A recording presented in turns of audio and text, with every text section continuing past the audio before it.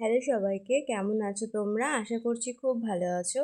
তো আজকে তোমাদের সাথে আমি শেয়ার করছি একটা রুটি বা অথবা ভাত, যেটা খুশি, বিশেষ করে রুটির সাথে খাওয়ার জন্য চটপট করে তৈরি হয়ে যাওয়ার মতন একটা রেসিপি। তার জন্য আমাদের কিন্তু বিশেষ কিছু লাগবে না, শুধু লাগবে মুসুরির ডাল আর এরকম আলু নিয়ে নেবে, টমেটো, কাঁচা লঙ্কা, পেঁয়াজ।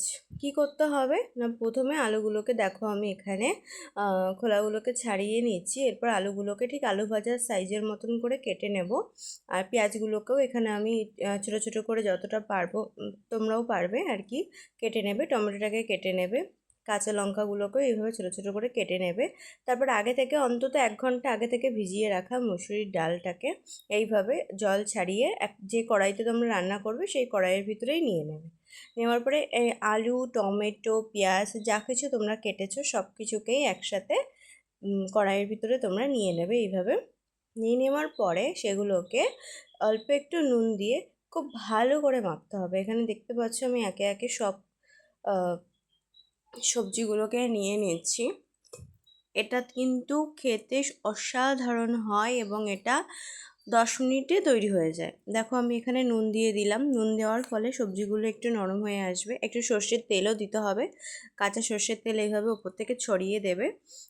দেওয়ার পর এটাকে ভালো করে হাত দিয়ে মাখতে হবে। এমনভাবে মাখবে যেন মাখার কারণেই কিছুটা হলেও টমেটো বা অন্যান্য সবজিগুলো একটু নরম হয়ে আসে বা একটু জল ছেড়ে ছেড়ে আসে।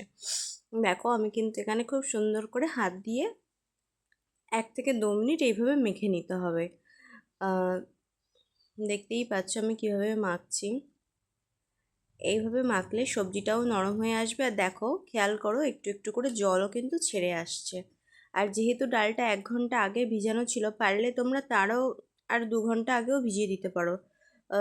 আমি সবার শেষে এখানে কাঁচা লঙ্কাটা ইউজ করছি, কারণ কাঁচা লঙ্কা ধরলে আমার হাতে একটু অ্যালার্জির প্রবলেম আছে, কাঁচা লঙ্কায় আমার জ্বালা করে, যার কারণে। দেখো কতটা জল ছেড়ে এসছে এখানে, তোমরা দেখতেই পাচ্ছ। আমি কিন্তু এখনও গ্যাস বসাইনি, গ্যাসে এটাকে বসাইনি, তার মধ্যে জলটা ছেড়ে এসছে। এরপর আমি সবগুলোকে এক জায়গায় করে দিয়ে এবার আমি এটাকে স্টিমে বসিয়ে দেবো 10 মিনিটের জন্য। হ্যাঁ, অবশ্যই 2-3 মিনিট অন্তর অন্তর একটু খুলে এভাবে নাড়িয়ে দিতে হবে, যাতে করে তলায় না লেগে যায়। আমার এখানে এক্সট্রা করে কোনো জল দিতে লাগেনি। যদি তোমাদের মনে হয় যে একটু জল লাগবে, তোমরা অ্যাড করতে পারো। তারপর দেখো জাস্ট 10 মিনিটের ভিতরেই কিন্তু আমার রান্নাটা এইভাবে তৈরি হয়ে গেছিলো। গরম গরম রুটি বা ভাতের সাথে খেতে কিন্তু এটা অসাধারণ লাগে। তোমরা চাইলে সবশেষে এখানে একটু গরম মশলাও অ্যাড করতে পারো, তাতেও টেস্টটা অন্যরকম হয়। তো এখানে কিন্তু আমার রান্নাটা রেডি।